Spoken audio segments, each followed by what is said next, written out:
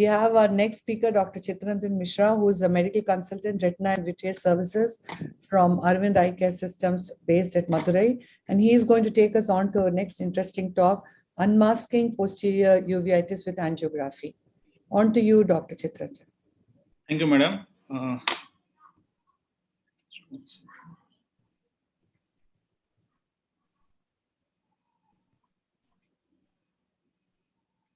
Are my slides visible, madam? Yes, yes, yes. So thank you, AIOS team, AIOS Chitra madam. My topic is stromal choroiditis, the angiography pictures. So based on angiography, we have divided choroiditis into choriocapillaritis and stromal choroiditis. The former one, the choriocapillaritis, is identified by irregular geographic hypofluorescent areas, as you can see over here in this left side panel. And the right side, we can see the stromal choroiditis, which is my topic. And here you can see the hypofluorescent dark dots, HDDs. So the former one will be discussed by Dr. Srinivas, and this stromal choroiditis is by me. Coming to the chapter proper, the stromal choroiditis. Again, it is divided into primary stromal choroiditis and secondary stromal choroiditis. Primary stromal choroiditis includes VK, sympathetic ophthalmia, and part-side retinochoroiditis. Secondary includes tuberculosis and sarcoidosis. So why primary choroiditis? Because in primary stromal choroiditis, the focus of the disease entity is at the stroma, and other involvements start secondary to it. So what are the angiographic modalities? We have ICG, FFA, and OCTA. One line about FFA versus ICG for the sake of our residents and fellows who are attending. So in fluorescein, we can see the retinal structures very clearly. However, ICG is very, very important for the choroidal structure. Why? Because of the macromolecular size. One is the macromolecular size for which the diffusion occurs, the physiological diffusion occurs through the choriocapillaries only, and from the main vessel trunk it does not diffuse. And another thing is the 830 nanometer near infrared spectrum of light through which we can see the choroidal structures, and that's why FFA is having a little lesser importance, and FFA has limited role to evaluate choroid only in certain conditions, like during the initial 40 to 60 seconds of FFA, or if there is a window defect due to RPE damage, or there is any chorioretinal atrophy. So by and large, ICGA gives much more information in comparison to FFA. So what are the ICG angiographic signs of stromal choroiditis? Number one is HDD, or hypofluorescent dark dots. If you can see over here, hypofluorescent dark dots. Second one is indistinct or fuzzy choroidal vessels. As you can see over here, indistinct fuzzy choroidal vessels.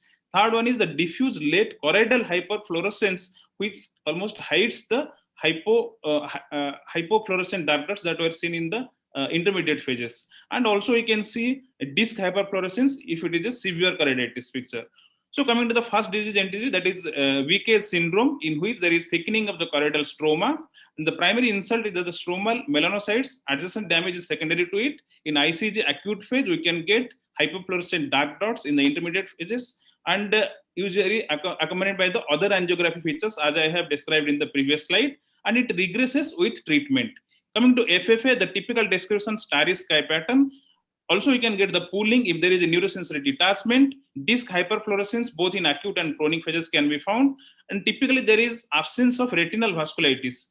And in chronic phases, we can get multiple window defects. Coming to a case example, a 32-year-old male, we can see over here, this panel is the right eye, and the right side of the panel is the left eye. We can see the left panel is for the FFA, and the right panel is for the ICG. Early, intermediate, and late phases, as you can see over here, we can see nicely the hypofluorescent dark dots in the ICG. And in the FFA, we can get the typical starry sky pattern because of the pinpoint hyperfluorescence. And the disc hyperfluorescence also you can appreciate easily. Similar pictures are present in the left eye as well. Coming to another typical picture of VKs, the starry sky pattern, for the sake of the fellows and residents who are attending this one, a typical starry sky pattern, and also you can get a neurosensory detachment is present, that is identified by the pulling of the dye. The left eye also shows similar picture. Coming to sympathetic ophthalmia, almost similar to VKs.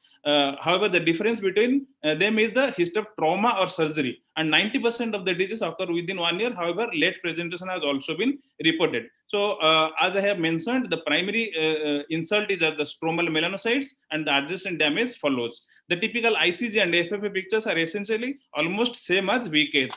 So coming to an example, 45-year female, history of trauma, one eye is thicycle. After 1 month, patient is presenting with features of loss of vision, loss of accommodations, like mild pain is there. Fundoscopy, you can get there is a neurosensor, there is a kind of serous elevation is there, and disc margin is blurred. Ultrasound B scan, you can see RCS thickening is there. There is exudative RD is there, and there is RC, there is kind of RP, lumpy, bumpy elevation is there. There is neurosensory detachment and subretinal fluid in the OCT. And coming to the angiography, FF, we can see there is disc hyperfluorescence, there is hypofluorescence corresponding to the area of detachment, and multiple pinpoint hyperfluorescence leaks are there. In ICG, we can see hypofluorescence dots are there. And in the late phase, we can get diffuse hyperfluorescence. Coming to another interesting picture of a case of bilateral retinochoroidal coloboma along with optic disc pit maculopathy. You can see in the OCT optic disc pit maculopathy. What we will do? VR surgery. Okay, vitreoretinal surgery was done, and the patient, fortunately, after 1 month, retina was almost flat. Optic pit disc pit maculopathy resolved. However, after 1 month of that, patient presented with bilateral loss of vision, and B scan, if you can see, there is a kind of RCS thickening is there, and in OCT, the lower panel, you can see there is typical pictures of subretinal fluid is there, and bilateral presentation. Patient was diagnosed with sympathetic ophthalmia, bilateral. Fundoscopy, if you can see, there is a neurosensory detachment, and you can see small elevations in the posterior pole.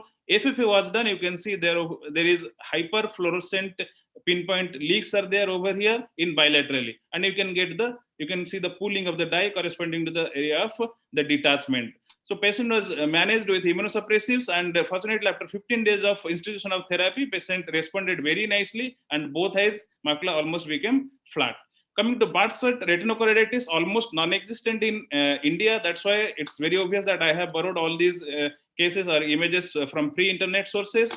In Bart's choroiditis, the vitreous strands and vasculitis can be there. Vasculitis we can very well appreciate over here, and vitreous strands are there. In ICG, the hypofluorescent dots are there, and with treatment, they tend to vanish. Coming to TB, which is unfortunately very common in India. Coming to the FF features of TB, if there is a granuloma present, or if there is serpiginous choroiditis is there, initial hypo lesion will be there, and late it becomes hyperfluorescence. If there is neovascularization, we will get hyperfluorescence. Capillary non-perfusion areas, if they are present, we can appreciate them, and disc hyperfluorescence can be found. In ICG, if there is a TB granuloma is there, we will get hypofluorescence. And if serpiginous choroiditis is there, central inactive area may be hyperfluorescent, and the periphery active area may be hyperfluorescent.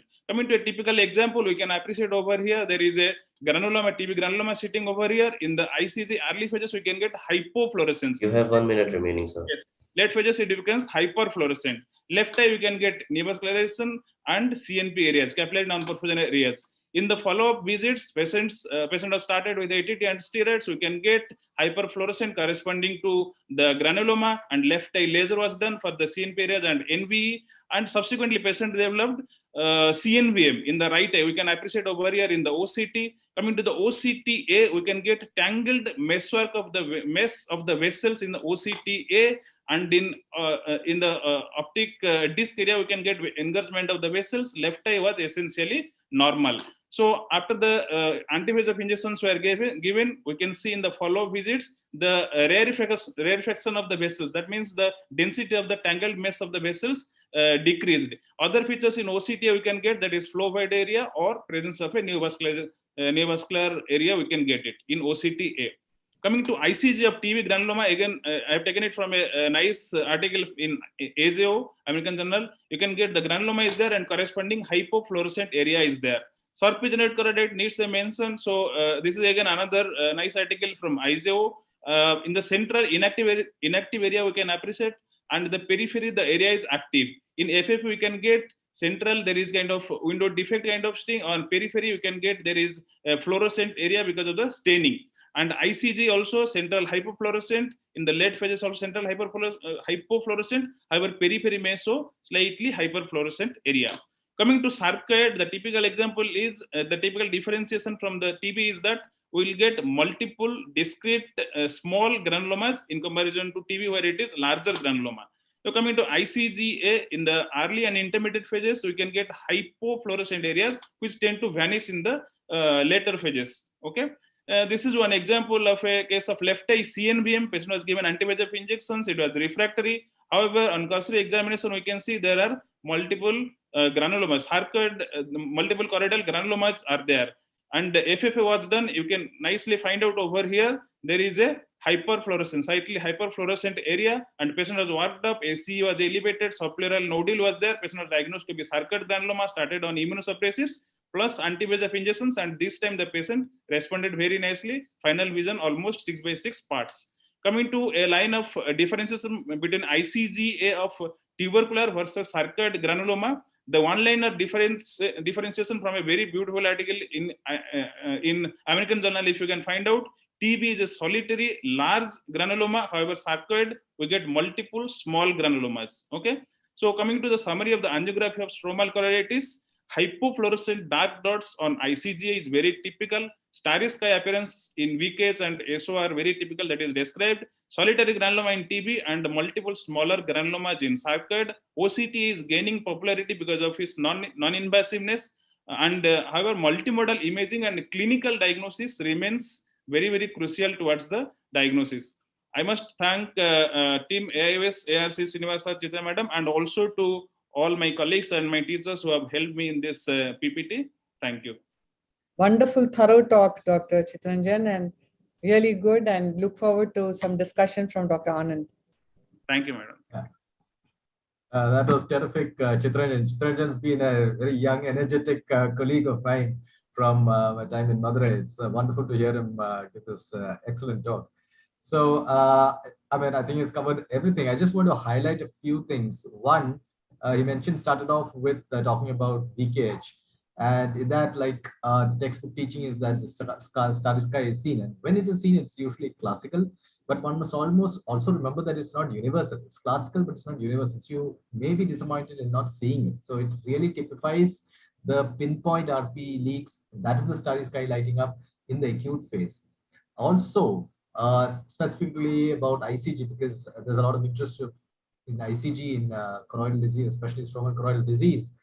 You get that hypo cyanosense converting to hyper in the acute stages. But once the disease crosses over into the convalescent stage, for example, you get these diffuse pigmentary marked, plaques there, and therefore you get a hypocyanescence which persists all through.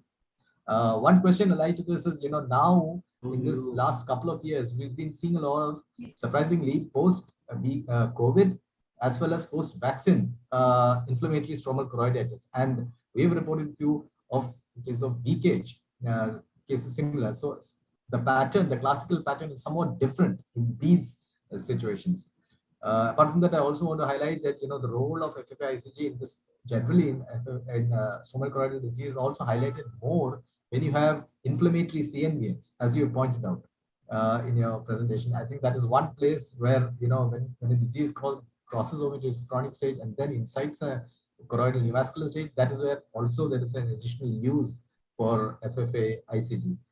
Third thing I'd also like to highlight is that, we, in the first part of this symposium, we looked at CSCR, and we didn't really touch upon fluorescein angiography ICG in CSCR. I think the commonest differential and one of the commonest reasons for referencing CSCR is choroiditis or inflammatory. And the reason why people confuse CSCR for stromal choroiditis is because of subretinal fibrin, which exists in CSCR. And what happens there is the classic inkblot leak that gets distorted by the underlying fibrin, which in turns looks like choroiditis. I just want to highlight this over and above what Chitranjan has beautifully presented.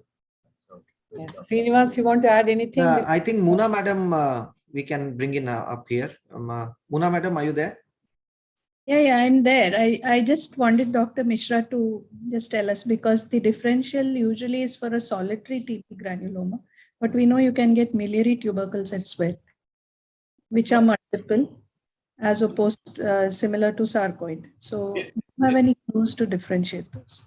Like here, probably what I think we have to take the other history also, like tubercular history and maybe Mantoux test and other features suggestive of TB, because as you have already rightly told, clinically these lesions may be indistinguishable, biliary TB and sarcoid granuloma, because both will be solitary, multiple and all. So there, the other ancillary investigations, history, other things will help. That is what I think others, maybe seniors, will guide. Yes. Yes. So, my Mona initial madam wants point- to comment on this quickly. I think probably you would have to use the OCT to help to differentiate, because tubercular are usually a little more superficial than these sarcoid granulomas. So that would possibly be one of the clues. But excellent talk, Dr. Mishra. I really enjoyed it, especially the surprise of the optic pit. Thank you, ma'am. Thank you. This was actually, ODP was operated by our HOD sir, Dr. Naresh sir, and managed both in retina and UVA departments of our hospital. Fortunately, patient did very well. As you see, the macula is entirely flat after 15 days of the starting of the